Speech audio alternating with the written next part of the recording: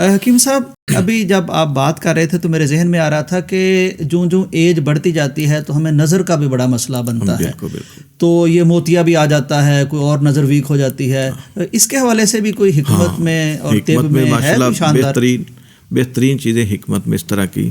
میں ایک دن سوچ رہا تھا کہ میرے ایک شاگرد تھے, ان کی سسٹر کو ایک مسئلہ پیش آ گیا کہ اینک ان کی 14 نمبر تک چلی گئی. اللہ اکبر, بہت مشکل ہو جاتی ہے زندگی. انہوں نے مجھے آ کے ذکر کیا کہ استاد جی کو نسخہ ایسا بنا دیں کہ ان کا مسئلہ حل ہو جائے. صحیح. تو میں نے اس وقت سوچا کہ جو طب قدیم کے لوگ تھے وہ نسخے کی جب ترتیب بناتے تو وہ دیکھتے جو اللہ کریم نے چیزیں پیدا کی ہیں وہ انسانی وجود کے ساتھ جو مشابہت رکھتی ہیں وہ وہاں اثر کرتی ہیں. صحیح.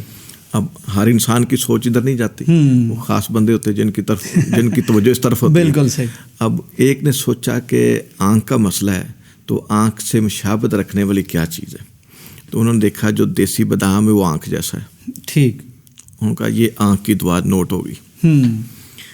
پھر انہوں نے دیکھا چونکہ پیچھے سے سپلائی تو دماغ سے آنی ہے, انہوں نے ایک اخروٹ توڑا تو اس کی شیپ انسانی دماغ جیسی تھی. بالکل. ان کا یہ دماغ کی دعا دوسری یہ شامل کر دی. ٹھیک.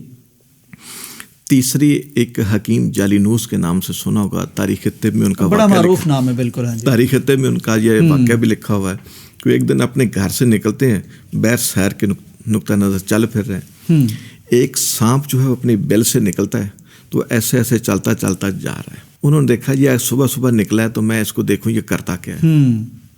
اگر ہمارے علاقے کا کوئی بندہ ہوتا تو اینٹ وٹا لے کے پیچھے لگ جاتا, لیکن اس کا تعلق طب سے تھا, حکمت سے تھا. اس طبیب تھا, اس نے کہا کہ صبح صبح نکل کے پہلا کام کیا کرتا کیا ہے.